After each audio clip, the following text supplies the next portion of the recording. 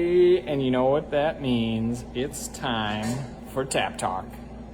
It's 8 o'clock on a Wednesday afternoon, Wednesday evening, and that means we get to do our special little chat about beer. Missed you last week because we were having an epic beer and food event with Chef Chris Ray, our tapas on tap. So welcome back on schedule here. Hope you've got something nice to kick back and enjoy, and hope you're getting a kick out of doing this on a recurring basis. I sure have a lot of fun doing it, and it's always a good time to get in touch with some new beers and get to know some fun things about them. So tonight is a very fun episode for me because I've got some fun. Sorry, I'm adjusting my camera here to get hopefully a little less light up in the top there. Ooh, there we go. Now we're looking nice. Cheers, everybody. Have a sip of something you've got in front of you, even if it's a glass of water. Cheers, slancha, prost, all the good things for you. Good health to everyone. Tonight, I wanted to feature some fun Belgian beers. If you know me and know my beer drinking styles, you know that I love beers from Belgium. They make some of the most highly regarded beers in the world, and there's all sorts of good and interesting stories to them. If you've had Belgian beer, if you're a fan of Belgian beer, post some comments in there of some of your favorites, and I'll give you a little toast as we go along. There's a whole slew of different Belgian beers, and they are often just styles that are pretty approachable for a large group of people. Let's see. One thing this is a bit of a recap and precap. How about that? It is currently, as I look outside, it has been the same color of gray and raining all day long. And I think it's probably good having the rain because things will grow. We don't have to worry about fires. And you know what? If with the Memorial Day weekend coming up, let's have the rain and get it over with now because we might as well have a nice weekend for it. So let's get this rainy crap over with earlier in the week. It looks like it's supposed to be beautiful. So I hope to see you this weekend if you're making your way northward, or if you live here, just come on down. All right, Chuck, triples are the bomb. How very 90s of you to say. Love you, Chuck. Triples are some of my favorites too, and I will tell you what a triple is here in just a moment too. So I'm going to start off with one of my all-time favorite beers, Saison DuPont. So the brewery is called the DuPont Brewery, Brasserie DuPont. Brasserie, Flemish, French, Belgian for brewery, and DuPont is the family farmhouse brewery. They are one of the more well-known smaller Belgian specialty breweries that have been imported to the United States, let me get my details right, since I believe the late 80s by Vanberg and DeWolf. We've hosted some specialty tastings with them over the years, and Saison DuPont it has my heart. It is, I would consider it a desert island beer, and arguably, you get a lot of questions of what's your favorite beer of all time. It's probably going to be my answer more than others.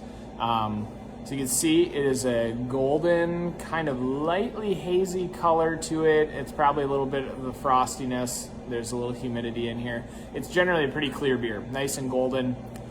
Saison, I could do a whole show just about what Saison is, but the real short gist of it, well, here, let me tell you what it tastes like, because that works really well. Through the screen of being like, yeah, here's the taste that you're experiencing. It's very effervescent, it's very bubbly. It has a spiciness about it, not like hot pepper spicy, but like sort of almost like peppercorn kind of spice. And the floral, it's got a dry finish, similar to like an IPA, but not with the really aggressive hop bite. There's not a sweetness, there's not a residual sugar, which makes it very clean on your palate, makes it easy to have another sip. And that bubbliness, that dryness, it's got a very light malt body to it. The yeast in Belgian beers is very distinctive. It's one of the things that I think separates what a lot of people think of when they have Belgian beers. They're thinking of the yeast that are used more often than not, because the characteristics of the fermentation process, those yeasts give off these aromas and flavors that can smell like spices or herbs, things like that. That and the combination of using hops that are not necessarily like when you have an American IPA or a big hoppy hazy IPA that's really citrusy and tropical, or there's lots of that fruit aromas coming from them. They're using different types of hops that are more earthy, grassy, more subdued. They're kind of more jazzy, their background. They're not big in your face. They give it a nice dry finish. And this beer, to pair up with food, is just like, it goes with so many different things. It can go with spicy dishes. You can do it with kind of rich, creamy pasta dishes, because the dryness will help cut through any of the rich fat in the beer or in the meal. We used this last week with our beer dinner, and it was this one paired up with the final course with a jazz beer, right, Chuck? Paired it up with our final course of a Honeycrisp apple with some blue cheese and some candied dates or candied pecans and dates. Oh, it's just like heavenly. So it's a drinkable beer, only about 6%. So not overwhelming. You could have a few of these. So it's very interesting. It's flavorful but light and refreshing. Saison in Flemish French refers to season, referring to seasonal migrant workers who would come and work in the farms. And in order to hydrate them, they would give them low-strength beer brewed with whatever they had on hand in the field. If they had barley, they would use barley. If they had millet or wheat or rye or whatever, they would use whatever they had. And so the Saison beer was what was given to the workers, to the migrant field workers. So it had to be refreshing. So a lot of Saisons you'll see in the U.S. now are stronger, more robust. This one is the true classic that I think a lot are judged against. So cheers. Saison New Holland, super favorite. Okay, next one here. This is oh gosh, that feels nice. I'm sitting right above our AC vent, and oh gosh, it's a nice blast of cool air. This one is a Trappist Belgian beer. First of two in our dock tonight. This one is from Chime. You can see all the lacing on the glass there. When I poured this thing, a big rich head on it. A thing I've gotten accused for being snobbish about is like swirling my beer like this. The reason I do it is because it helps to kind of like foam the beer up a little bit. You want foam on your beer. Foam is good, and foam is a key part of Belgian beer and the Belgian beer experience, because when you pour a beer, you don't want just like this little wimpy thin head of foam. This has been sitting for a couple of minutes. You want a nice big thick head of foam, because what happens with the foam is that's where your aroma and flavor lives. If you've ever been to a college keg party, you ever done the like wipe your slimy face and put it into the, knock out the foam in the beer because you want to slam it? Great for that if you need to slam your beer, but if you actually want to taste your beer, it's good to have head on your beer. That's an important thing. If it comes up with a lacy little thin head, sometimes beers here admittedly will get poured with a thin head. Some beers are tough, they're not as carbonated, so we try to kind of give them a little agitation because you want to have some good foam on your beer. That's where your aroma comes out. And it also takes a little bit of the carbonation out of the beer so you don't get as much of a burp. So anyway, this one is from Chime. This is the Chime Red, the Premier Red. It is a Belgian-style double. Double roughly translates in a style to a rich brown ale. You can kind of see that brownish amber color to this one. A little lighter than maybe some others. But some of the big things with these are the malt and the Belgian yeast aroma. You get some, often they'll use candy sugar in these as well. So a little bit of like rock candy sugar that ferments like wildfire, and it boosts up the aromas from the yeast. And it also adds strength without making the beer thick. So you get a 7% alcohol beer that we've got here, drinks like 4 or 5%. Another key thing about a lot of Belgian beers is that they're naturally carbonated, meaning that when they're packaged, whether it's in a keg or whether it's in a bottle, instead of just forcing CO2 into them, they'll add living yeast. So that way the yeast does this natural carbonation in the package, and creates the CO2. My guess, Chime is shipping this over to the United States.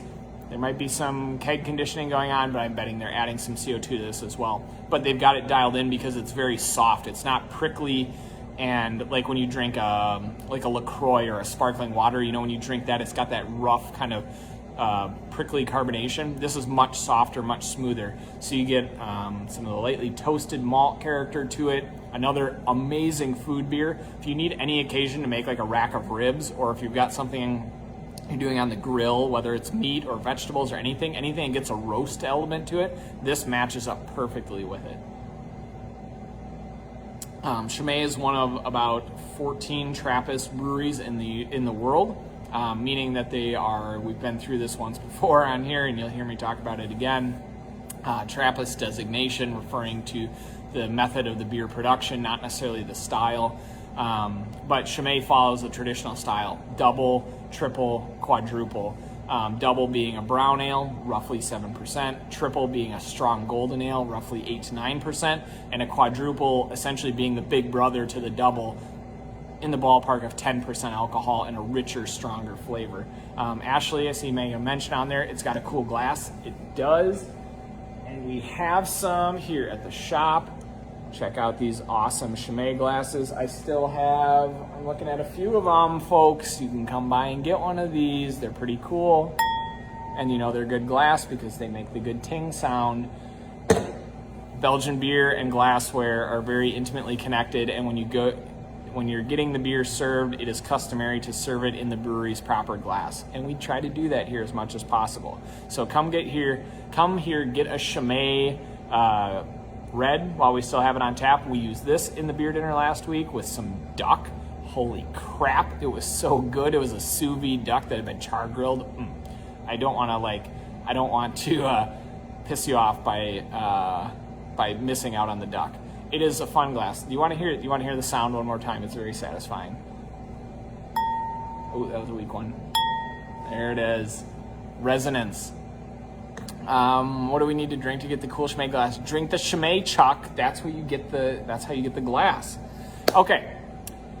Our final beer tonight is another very special one. You can tell that I love Belgian beer, partially because the flavors are amazing. They're really approachable to people. They're fancy as hell. Beer is to Belgium what wine is to France. It's treated with the same type of regard that French wine is. But Belgian beer it's cool, and there's really neat stories to it, and the presentation with the glassware just makes everything awesome. So the last beer I want to talk about tonight is something we sort of celebrated last week, but I'm going to carry the celebration on to next week too, through Memorial Day weekend. It was Orval Day last week.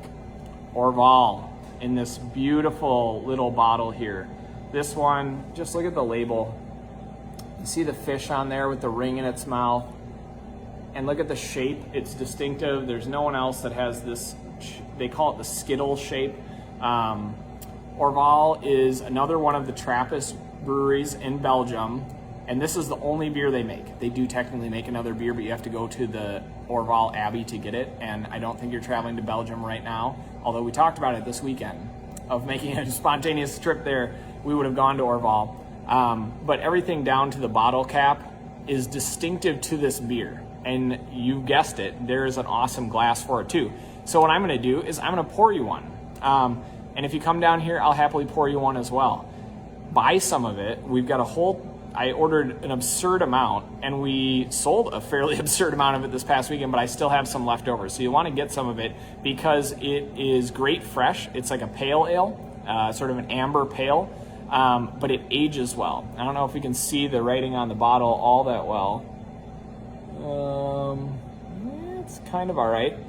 All right, so you see packaged on 14, 12, 21. So it's European, which means 12, 14, 21 in our lingo.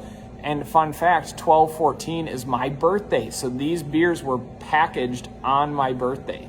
So I'm going to be buying some of it. So you better get some while there's still some left. And then if you can see down here too, best by date, 14, 12, 2026. They put a 5-year date code on this saying that it's best drank within the first 5 years. Not many breweries will be bold enough to say that. This is also bottle conditioned. They add a little bit of wild yeast to this one, so it's very lively pour. And this one feels a bit warm, so it might be a geyser. So I'm gonna open it off camera. No, I'll open it on camera. If I get sprayed with beer, you get to watch along. All right, here we go. Oh, not too shabby at all. All right, and then here's the sweet glass, Orval glass. How handsome is that? And it's even got the fish on the back. I'll tell you what that's all about. So I like to do what's called an 80-20 pour, which is common for bottle conditioned beers, meaning that there's a sediment of a lot of living yeast in the bottom of the bottle. All right, here we go. We're pouring some in there. So I'm gonna pour about 80% of the beer into the glass. And you'll notice there's some head forming on there, and that is just fine. That's exactly what I want. So I'm gonna pour until you start noticing the beer go down towards the neck, and then I'm gonna stop. So I've saved about maybe 20% of the beer, and this is what I call the clean pour. So no yeast sediment in it. It's nice and clear. You can see through it, which I'm not sure how well it comes through on camera, and a nice cap of foam on there where the aroma can live. And then what I like to do is enjoy this for a bit. This beer, when it's fresh, you get a lot of nice dry hopped character to it. And then a bit of the earthy wild yeast is just kind of mildly back in the background. Oh, Andy, you're coming by Saturday. Cool. Andy's commenting, shout out to Andy, head brewer at Bad Weather Brewing in St. Paul. He makes amazing beer, and he's gonna be up Saturday, so maybe swing by, pick his brain. I'm sure he'd love that. He wants to talk work when he's on vacation. Sorry, Andy. We go back. Bad Andy. Cheers to you, sir.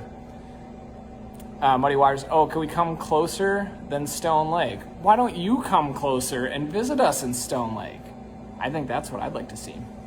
All right, so this one is amber, pale ale, somewhat hoppy when it's fresh, and then as it ages, as that sits in the bottle, that wild yeast character sort of takes over a bit more, and the yeast and the hops kind of fade to the background a bit more. So yeah, when it's fresh, it's nice and it's dry. It's a little bit earthy. It's got some nice kind of toasted malt character, but it's fairly mild. It's just super drinkable, and it's 6.9%. So it's strong, but it's not overwhelming. It's just a really cool and interesting beer. It's got a great presentation. And fun fact, my wife Ashley and I, during our wedding ceremony, instead of lighting a unity candle or pouring sand or anything like that, we opened a bottle of Orval, poured it, and cheersed and shared some of that beer during our wedding ceremony. So this beer has special attachment to us, and is just an amazing beer. It's just sort of iconic. Like I said, everything about it is fairly distinctive. And every year, the importer Merchant Duvin puts together a nationwide event where we celebrate Orval. That was last Saturday, but if you missed out, come down. We'll do more Orval Day this Saturday, and just through the weekend. I'm just gonna keep the party rolling. I've got glassware available, got beers available. It's a fun one to buy several of, drink some fresh, stash some away. Let's see what else is unique about this. Oh, and then just for the fun, when you get down to the bottom, after you've had a good clean pour of it, give it a little swirl, and then pour some of that yeast sediment in there. See how well you can see. The beer gets a little bit more murky. And it does affect the flavor. I think it rounds off some of that hop bite, gives it a little bit of a fuller, you get a little bit more interesting kind of funk in there. And this is a beer that can be aged, that is interesting to age. Okay, one last thing. I don't want to go too late on this, but the legend of the fish, of the trout here with the ring in its mouth. The brief overview is that the lore behind the founding of the Orval Abbey, the monastery that's on the premise, is that there was a mate. I almost did John Mulaney and talk through my burp. Apologize. I have carbonation going on here, folks. What can I do? The founding of the Orval Abbey, a maiden is traveling through the countryside. She's recently widowed. She's mourning the loss of her husband. As she stops by this beautiful stream, she leans into the water, kind of puts her hand down by there, and her wedding ring falls into the stream. She's distraught. She feels terrible because that's a memento for her late husband, and prays and says, please, bring back my ring somehow. and magically a trout surfaces with the ring in its mouth, people. Magic. Then she's so pleased. She's so thankful and grateful that she says, this must be a magical place. This is a golden place. And if you translate that, and it's a valley, the Golden Valley, translate that to Flemish, French, Belgian, Val d'Or, Valley of Gold, Orval, the Golden Valley. See the name, the fish, the ring, the widow, it all ties together. The beer, it's amazing. So there's all sorts of good things that tie that together. It's just a wonderful, fun beer, and it encapsulates Belgian beer to me. It's got a cool, unique, distinctive, original story. The beer speaks for itself. It's amazing. It's something that you can enjoy fresh, and it gets more interesting over time. I don't know what more you want me to tell you. If you're not sold on that, just get out. Just go home. Which, speaking of, I think I'm going to go home too. It's been a blast. It's Memorial Day weekend. We'll be having some live music with a local guy, Roger Lee, Friday night from 4:30 to 6:30.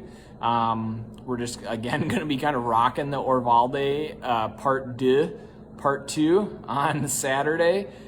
So come on down for that. It's going to be, I think, a nice weekend. We're just going to kind of be here for you. I don't know that we have a huge shenanigans going on. We're just kind of rolling through Memorial Day weekend, and we're gonna be here, and we'll start being open Mondays now. Mondays from 8 a.m. to 12 p.m. So we'll be adding that to our schedule. So our summer schedule will be Mondays 8 a.m. to 12 p.m. and then Wednesday through Saturday. We're not gonna be open Tuesdays, so I'm gonna be probably out golfing. Realistically, I'll probably be here stocking stuff, but I'm gonna try and go golfing, or I don't know, anything else. But and then Wednesday through Saturday, 8 a.m. to 7 p.m., Sundays, 8 to 12. So that's going to be our schedule. Come hang out with us. I hope you have a wonderful Wednesday evening and that you got some good stuff out of this. So one last cheers. Enjoy. Find some good beer. Come down here. We'll get you some cool glassware and everything like that. Have a great night. Take care.